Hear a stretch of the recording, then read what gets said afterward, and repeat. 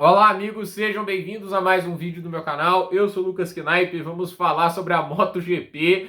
Marc Marques vai ao chão e Pecco Bagnaia vence, finalmente acordou para a vida o italiano. Justiça seja feita, só o fato dele não ter caído nas primeiras corridas faz com que ele coloque pontos no campeonato e é por isso que o Marc Marques deixa a liderança do campeonato. É bizarro. 3 vitórias sprints, 2 vitórias em corridas principais. A gente tá começando a perguntar, será que ele vai ganhar tudo, né? Tipo, não vai ter uma vitória para outro piloto? E aí cai.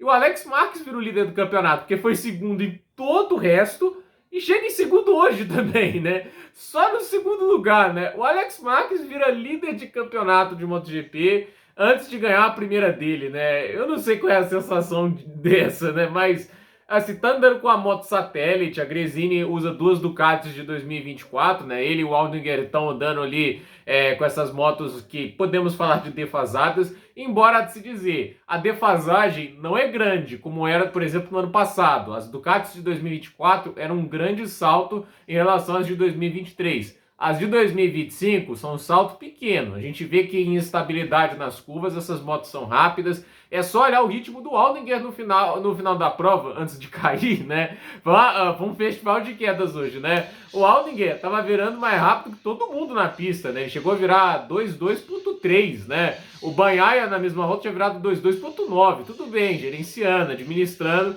E quando você anda mais que assim, é necessário, às vezes você cai. Foi o que aconteceu com ele. Ele tem o perdão de ser um calouro tentando se provar e se empolgando, né? E naquele ritmo, ele estava alcançando o Miller, ele estava alcançando o Morbidelli, que eram os pilotos que davam para alcançar. O Di Giannantonio, o Alex Marques e o Bagnaia estavam muito longe, mas ainda assim, em quarto lugar seria uma prova maravilhosa.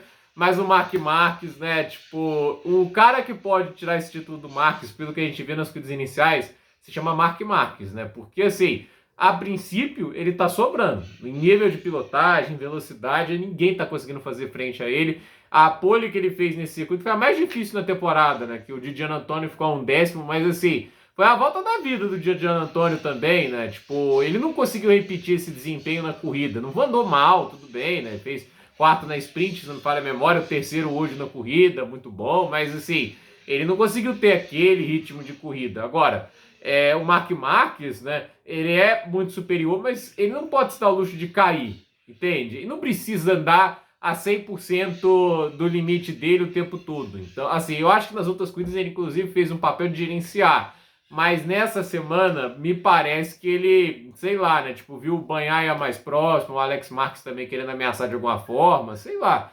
Que é meio justificável, né? E a vantagem era confortável, tinha chovido na pista antes, então eu acho que alguém com a experiência dele já sabe que as zebras elas são perigosas, mas ele atacou demais ali na sequência de S's, acabou caindo, e por sorte tinha uma vantagem grande, né, porque é perigoso quando o piloto escorrega naquele S e volta para a pista depois com moto e tudo, mas fato é que ali depois tentou voltar para a prova, mas o lado direito da moto dele todo destruído, né, sem as asas e sem a pedaleira, né, tentou, né, eu até fico me perguntando como é que o cara consegue pilotar sem a pedaleira por aquele tempo todo, mas pilotou sem ela, mas andando quase 5 segundos mais lento do que antes, e aí não adiantava nada, né? Aquele negócio, às vezes podia cair se a moto estivesse inteira, ele ainda podia recuperar para alguns pontos, mas não foi o caso.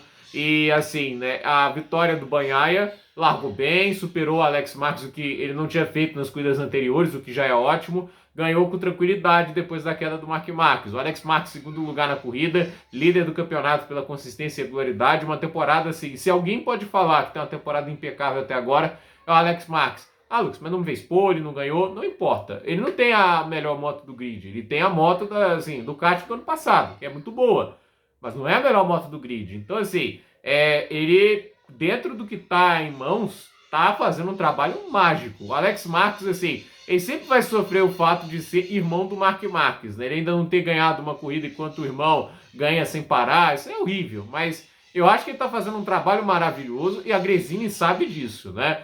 E o Di Giannantonio em terceiro, né, falando das cirurgias ali na entrevista pódio, né, é aí que a gente fica perguntando, né, se ele ainda tá 100% ou não, né, mas, assim, tá melhorando semana após semana, agora consegue o pódio, ele fez uma classificação maravilhosa, eu tô curioso para ver se o Di Giannantonio vai estar mais forte lá em Doha, porque, assim, Doha foi onde ele ganhou a primeira corrida dele. Ele fez uma das coisas mais impressionantes que eu vi na vida, aquela lá com a Gresini, quando ele superou o Pecco Bagnaia. Foi uma performance maravilhosa dele, porque assim, era difícil a corrida, né? A Ducati dele era rápida, mas assim, nas curvas, mas nas retas a do Bagnaia era muito difícil. Ele faz aquela ultrapassagem antes daquela, assim, lembra a curva 8 de Istanbul Park, só que no sentido, é o contrário, né?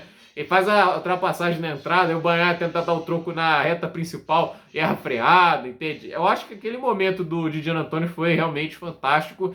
Foi a melhor performance dele na MotoGP. E assim, é uma pista que ele gosta, que ele anda muito bem e vai exigir bastante da agilidade das motos. Então vamos ver o que ele faz lá. Mas boa corrida dele em terceiro. O Morbidelli fez um quarto lugar sem ameaçar quem estava à frente. E no final da prova o ritmo dele despencou muito. Ele chegou a estar andando 2:04.8. Inclusive o Jack Miller, que fez uma das corridas mais impressionantes do dia, ele estava chegando próximo. Ele terminou acho que a 1.2 ou coisa assim do Morbidelli. Foi bem próximo. E ainda teve o Bezzecchi, uma baita corrida com uma Aprilia que não tá dando nada. Eu fico pensando, onde será que o Jorge Martin vai colocar essa Aprilia? Porque tá nítido, essa Aprilia não é lá nenhuma maravilha, como já chegou a ser alguns anos anteriores com Alexis Espargaró disputando vitórias, pódios, entende? Curioso para ver o que o Jorge Martin faz com isso. Vamos ver o quão diferenciado é o Jorge Martin nessa Aprilia.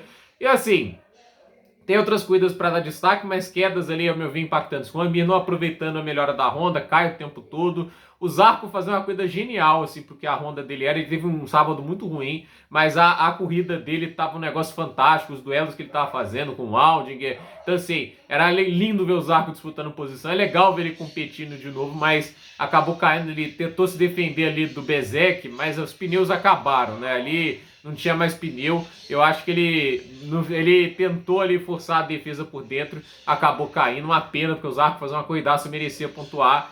E assim, né, teve a queda do Pedro Acosta, rápido, mas cai. Eu acho que assim, o Brad Binder, se não tivesse quebrado, estaria ali na sexta ou talvez na quinta posição.